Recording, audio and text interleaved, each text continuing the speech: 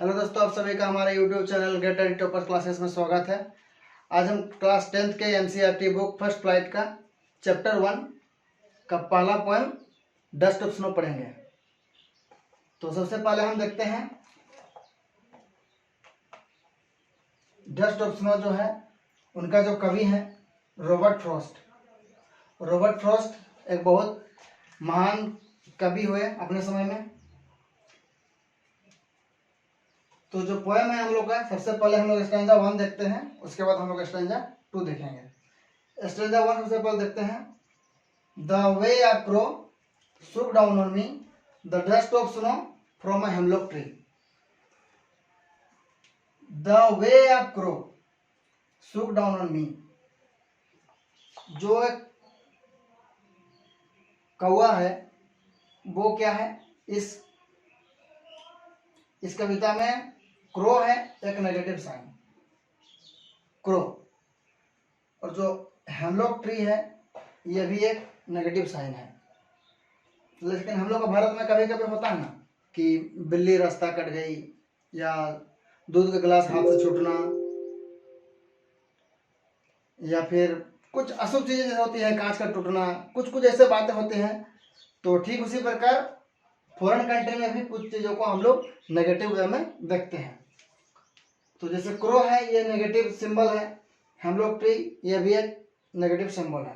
तो चलिए सबसे पहले स्टैंजा 1 कंप्लीट करते हैं। The way a crow shook down on me the dust of snow from a hemlock tree।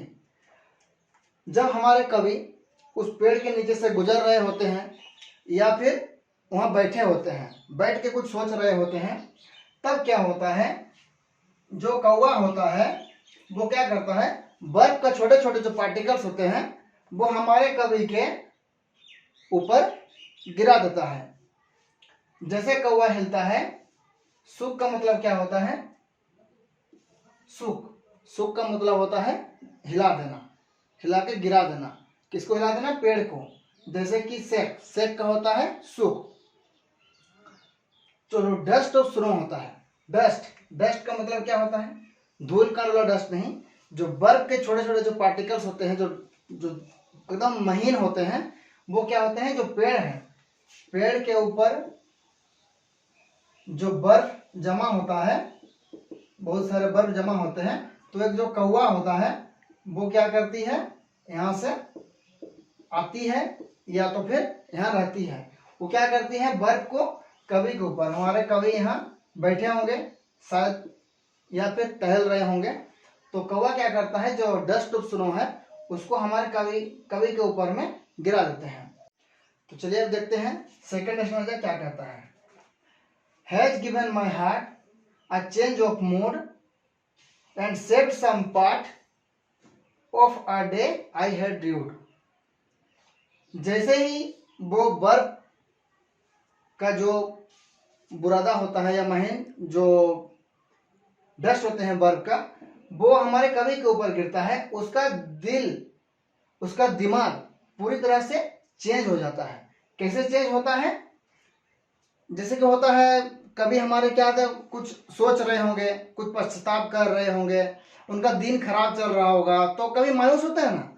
जैसे कि हम लोग क्या होते हैं, मायूस हो जाते हैं कुछ चीज़ों को लेकर के, हमसे कुछ गलती हो गई होगी या फिर कुछ बहुत पुराना घटना याद आ गई होगी, तो उससे क्या होगा, हम लोग कुछ दिन मायूस गुजरते रहता है।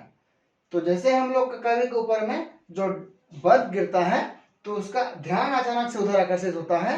वो कवि सोचते हैं कि जो बर्फ गिरा मेरे ऊपर में, ये हेमलॉक ट्री एक नेगेटिव सिंबल है और जो कौवा है वो भी एक नेगेटिव सिंबल है। जब दोनों नेगेटिव चीजें मिल करके मेरे ऊपर में कुछ गिराए होंगे, तो इसका मतलब कभी कुछ अचानक से मतलब उसको ध्यान आकर्षित हो जाता है। तो इसलिए कहा गया है has given my heart a change of mood. उनका मूड जो है ना कवि का अचानक से चेंज हो जाता है। उसके बाद कवि कहते हैं कि and set some part of a day I had dreamed. तो मेरा जो आज का जो समय था वो क्या हो गया, जो मायूसी समय था, जो पश्चाताप में आज मेरा समय जो बीत रहा था, मेरा डस्ट गिरने के बाद मेरे ऊपर में क्या हो गया, वो समय का कुछ हिस्से को वो बचा लिया।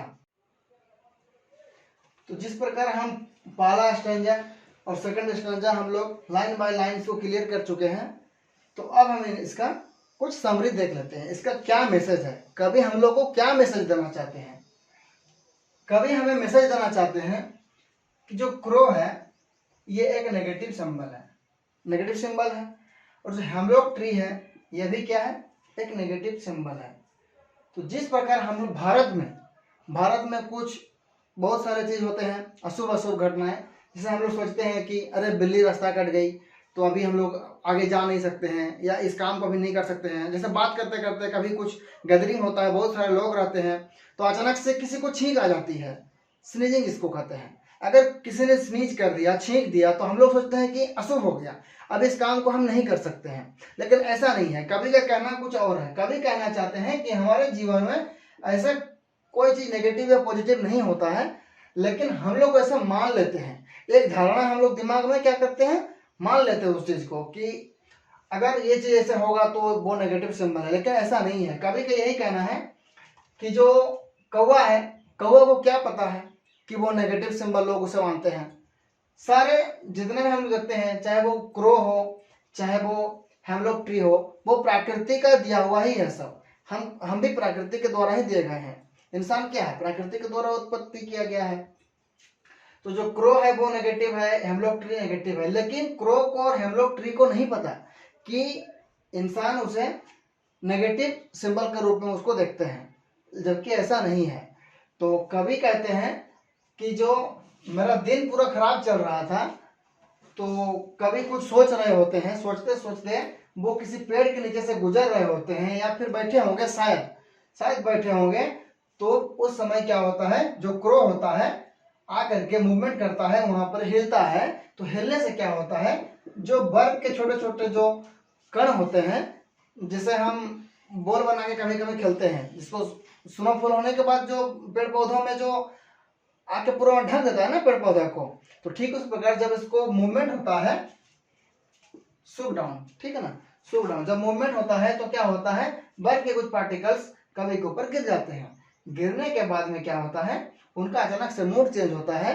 मूड चेंज होने के बाद में उनका ध्यान उधर जाता है कि ये तो एक हेमलॉक ट्री है और ये क्रो है, ये दोनों नेगेटिव चीज होने के बावजूद भी जब मेरे ऊपर में बर्फ के कुछ पार्टिकल्स गिरे, कण गिरे, तो मेरा मूड अचानक से क्या हो गया, ठीक हो गया। और मूड ठीक होने के वजह से मेरा पूरा दिन का जो कुछ पार्ट था, जो आधा खराब हो चुका था किसी पश्चाताप में या चिंता करने के चक्कर में, व्यर्थ के चक्कर में, तो अब मेरा वो दिन का जो कुछ सम पार्ट, जो कुछ भाग था उस दिन का, वो बचा लेता है।